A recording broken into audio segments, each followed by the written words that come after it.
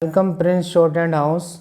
Exercise number 1 and 2. Progressive Magazine, April 2020. 160 words a minute. Ready?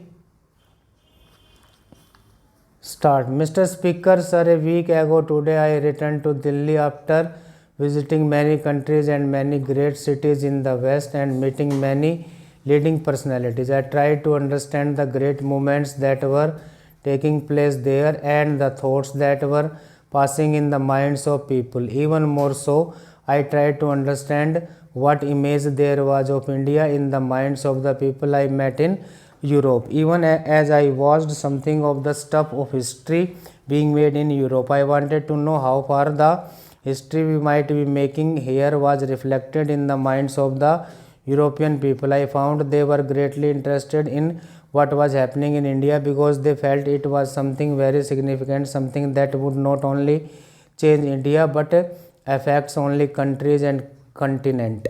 From that distance, I thought of our work here, of the great problems that face us, and the responsibility of this parliament is making the history of India. Another thought that struck me as I traveled from country to country was how the old frontier gradually had less and less meaning. Within an hour or two, I traveled from the capital of one great country to the capital of another. It seems to me that despite the many unsolved problems and conflicts, the idea of national frontiers had become less and less important in the modern scheme of things.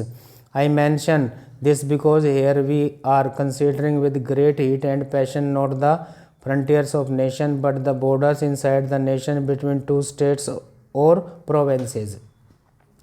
If the frontiers of nation have become relatively less important than they were, and if in the course of a few years they were almost be ignored for many matters, how much less important are these problems of state boundaries which we are considering? I do not wish to underrate their importance, but I do wish this house to consider the question in proper perspective. We are apt to lose that perspective in the heat of the debate. I know that this question and this bill and its provisions have moved people strongly and deeply, and that even now there is a great deal of feeling about them. I do not suppose that the most ideal of solution could possibly have been pleasing to all one parts to the dispute. Next para.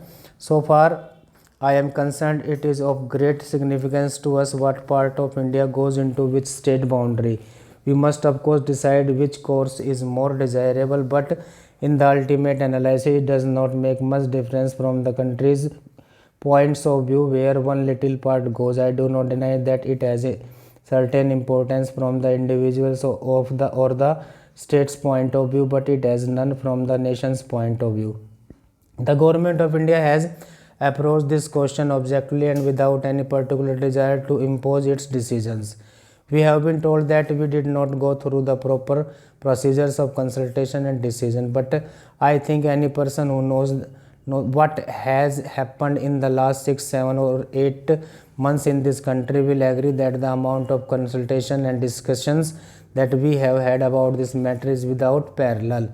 In fact, many people say that we overdid this. It would have been much simpler if we did not try to consult hundreds of thousands of persons in this process and thereby perhaps added to the confusion. However, it is a fact that this question has roused people, but I want this house in the first place to look at this question in proper perspective, lest we should get lost in the passions of the moment. Secondly, to realize that however important these borders might be, they are after all administrative divisions inside the country. And thirdly, to remember that whatever we may decide today, nobody prevent us from making any variation subsequently. Nobody wants to change things every day. At the same time, nothing is final in the sense that it cannot be changed in the future. Our difficulty has been that we have tried too much perhaps to balance perspective viewpoints and find a common way and